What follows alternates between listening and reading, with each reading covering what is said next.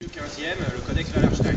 Alors nous aussi on va vous décevoir, ce n'est pas spectaculaire, c'est pas comme dans des films de kung-fu ou dans des films de Chuck Norris où on balance des coups de poing à toute vitesse et des coups de pied dans la tête. Non, malheureusement ce n'est pas spectaculaire. Pourquoi ce n'est pas spectaculaire? Déjà, pour un film de Chuck Norris, ça manque un petit peu de barbe. Et puis, par-dessus le marché, les techniques utilisées sont très brèves. C'est-à-dire le but, c'est de mettre l'adversaire hors de combat en un ou deux coups. Alors, tout d'abord, je vais vous montrer, on va vous montrer ce qu'il ne faut pas faire. Donc, par exemple, il me frappe, toc, une parade. Ça, c'est ce qu'on voit justement dans les films, c'est une parade bloquante. Qu'est-ce qui se passe? Il me donne un coup de poing, donc il me donne de la force. Moi, je résiste avec mon bras, donc je donne de la force aussi. Donc du coup, on a un clash force contre force. Qui gagne? Force contre force, c'est le plus fort. Ça ne sert pas à grand-chose d'apprendre des arts martiaux si c'est le plus fort qui gagne.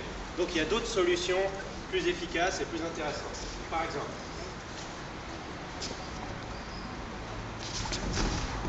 alors, revoyons la scène au ralenti. Qu'est-ce qui se passe? Il me donne un coup de poing, il me donne donc de la force, et je dévie le coup vers le haut. Je ne l'ai pas bloqué avec de la force. Je suis allé vers lui, je l'ai intercepté avant que son coup n'ait pu prendre de la force, et je l'ai dévié vers le haut. Là, il y a une ouverture, l'aisselle, je frappe l'aisselle, c'est en fait une frappe au point vitaux. Toutes les frappes utilisées sont des frappes au point vitaux, c'est-à-dire au point faible du corps. Donc là, vous pouvez tester chez vous, frapper vous-même ou alors vos voisins dans le feu de l'aisselle, vous verrez, c'est très efficace. La douleur en fait paralyse le bras pendant quelques secondes, ce qui permet d'appliquer ici, par exemple, une clé de bras vers l'arrière, ce qui lui disloque l'épaule et le fait tomber. En fait, la plupart de ces techniques utilisées, c'est un peu comme ceux qui connaissent l'aïkido ou l'aikijutsu, le principe de l'atemi. C'est-à-dire, avant de placer une clé, on donne un coup dans un point vital pour pouvoir plus facilement placer la clé. Par exemple, si j'étais là et que je ne frappe pas et que j'essaye tout de suite de placer la clé, il pourrait résister avec son deuxième bras et vous faire tomber en contre. Alors, un autre exemple, un autre exemple d'interception, je frappe avec un coup circulaire. Hop.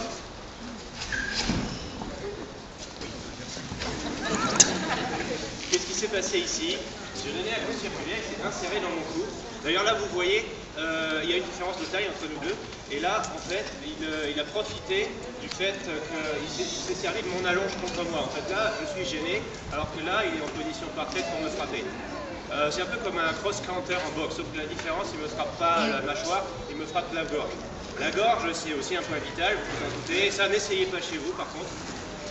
C'est très efficace, donc ça peut même tuer du premier coup. Donc là, il profite du fait que je sois étourdi, voire mort, pour ensuite me soulever et me faire tomber en arrière.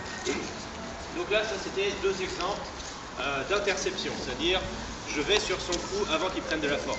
Et il y a une autre possibilité, c'est l'absorption, c'est-à-dire céder à la force adverse et de se servir de sa force contre lui, par exemple.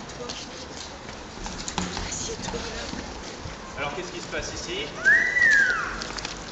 Le coup de poing arrive, et au lieu de le bloquer, je l'accompagne et je lui fais un croche-pied. Il y a deux façons de faire cette technique. La façon gentille, je me contente de le tirer. Il tombe la tête la première par terre, c'est la façon gentille. La façon méchante, au moment où je suis là, je fais ceci, crac, je lui casse le coude ici, je lui casse le genou là avec ma jambe, et ensuite je le tire. Donc là, je lui ai cassé le bras, je lui ai cassé la jambe, je lui ai cassé la tête. Normalement, a priori, il devrait plus se relever pour m'attaquer nous. Un autre exemple d'absorption.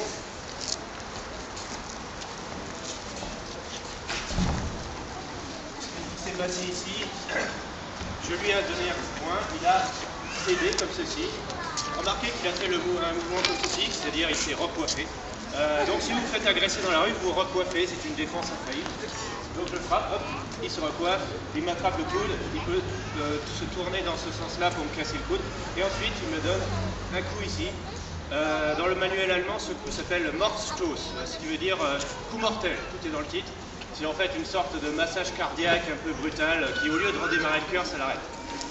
Donc une fois qu'il est là, il peut facilement placer une autre technique, par exemple. Donc on a vu des techniques d'interception, d'absorption.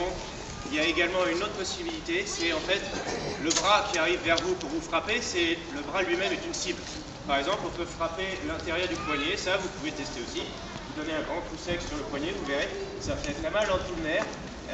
Si vous frappez suffisamment fort, ça affecte tout le système nerveux et la personne est vraiment étourdie. Donc par exemple, je m'attaque avec le pied comme ceci, je frappe donc l'intérieur du poignet, je peux aussi frapper le coude histoire de lui casser le bras.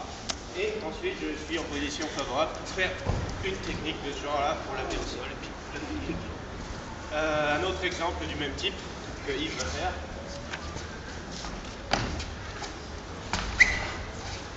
Voilà, là c'est pareil, il a frappé mon bras, mais au lieu de le frapper à l'intérieur du poignet, il a frappé le coude. Vous êtes tous un jour heurté le coude, je pense, au niveau du nerf, vous savez tout ce que ça fait. Bref, donc tout ça c'était des exemples en fait de techniques utilisant les frappes, mais défensives, c'est-à-dire à chaque fois il y en a un qui attaque et l'autre qui fait une technique de contre-conséquence. Il y a aussi des techniques décrites, c'est-à-dire comment attaquer soi-même avec des percussions. Et là, le manuel préconise en fait d'attaquer à deux endroits en même temps pour mobiliser toute l'attention du défenseur et d'attaquer en un troisième endroit. Par exemple, j'attaque ces deux oreilles, comme ceci. Et là, j'ai une ouverture en bas. Sachant que si j'avais touché les attaques à l'oreille, c'est en fait des attaques avec le creux de la main, donc ça a tendance à déchirer les tympans. Ensuite, il y a un autre exemple, il attaque en haut et en bas. Hop. En fait, ce qui se passe ici, c'est qu'il fait une feinte en haut et en bas, et là, du coup, toute mon attention est mobilisée sur ce côté-là, donc je vais le retirer, et là, il en profite pour, par exemple, me frapper le genou, ou alors me donner. Voilà, donc c'était quelques petits exemples de techniques de percussion, pas spécialement spectaculaires, mais très efficaces. Alors, dans les manuels, ces techniques étaient considérées comme interdites, parce que interdites en lutte sportive, bien sûr, en lutte pour le jeu. Donc, écoutez, si vos enfants s'en servent dans les cours de récréation, je décline toute responsabilité. Merci de votre attention.